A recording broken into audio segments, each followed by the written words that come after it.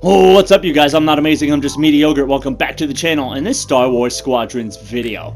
And today we're going to be talking about a secret edition that came with Update 2.0 last week. We of course got the major changes of a ranked mode fix and some balancing to the fleet battles and TIE bombers among other things. But if you looked farther down the list, you would also see that the developers added a couple more obstacle courses to the practice mode. Now, at the launch of the game, we did have one obstacle course, and that's the one you're seeing on screen right now, and it is now called the Tipsy Minnock.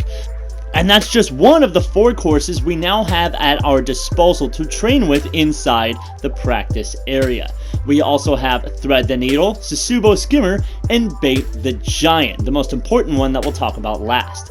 Thread the Needle replicates a lot of the same kind of moves I would use if I was trying to escape somebody in a dogfight, in terms of trying to get a lot of cover in between myself and them and going through really tight, small spaces. This is definitely great dogfighting maneuver practice right here.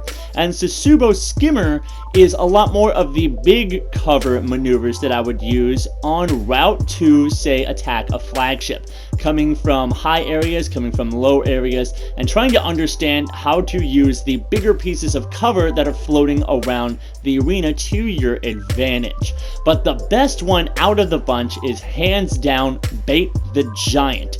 It's by far the most interesting and difficult to achieve, especially if you put it on Galactic Ace, because after you pass the second gate of this obstacle course, an enemy flagship will spawn in and will fire at you the entire time. And not only that, the entire course sets you up as flying back and forth across that enemy flagship's bow.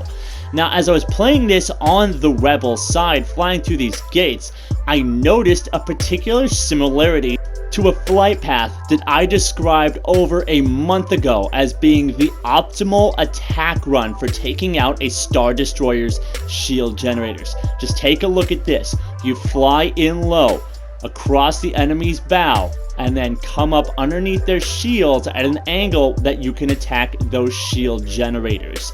And if we flash back to a month ago, here's my video on describing how to destroy the enemy shield generators by gliding in up close underneath at this angle, because that's the distance you need to actually make a lock and fire off your proton torpedoes. And I was actually amazed at the significance of this discovery. The developers are giving you guys the direct information about how to destroy those shield generators. And not only that, as you fly across the Star Destroyer, coming back around for the final leg of this obstacle course, every single one of those gates puts you in direct line of fire of an enemy turret, giving you a chance to fly like Poe Dameron, just like he did in The Last Jedi, and destroy all the turrets all across the bow of the Star Destroyer.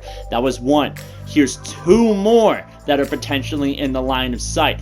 3 and 4 more that are potentially in the line of sight of your crosshairs as you fly across the bow in this particular flight pattern that's described in the obstacle course given to you with the Season 2 update.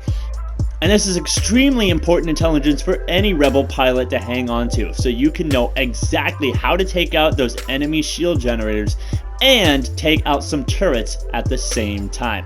However, this does not apply to the Imperial side. I tried doing this obstacle course with the Imperials, and it didn't really seem to give you a very good attack run at all. It's literally the exact same path that the Republic pilot would have to fly through, but it's not against the same flagship. The flagships have completely different designs, and all of their subsystems are in completely different locations, and so you can't just fly the same flight path and expect it to go just as well.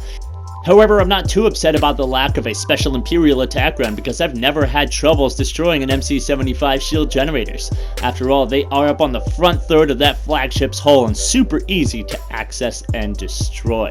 And I invite you guys to watch me destroy some Rebel scum live tonight while I stream some Star Wars Squadrons fleet battles here on YouTube. subscribe, and hit the notification bell so you don't miss it. And if you want to show off during the live stream, then click the join button, and for $5 a month, you can help support your favorite content creator, Mediogre, and get some sweet emotes and badges to show off with during the stream. I hope to see you guys there. In the meantime, I'm not amazing, I'm just Mediogre, and I'm out.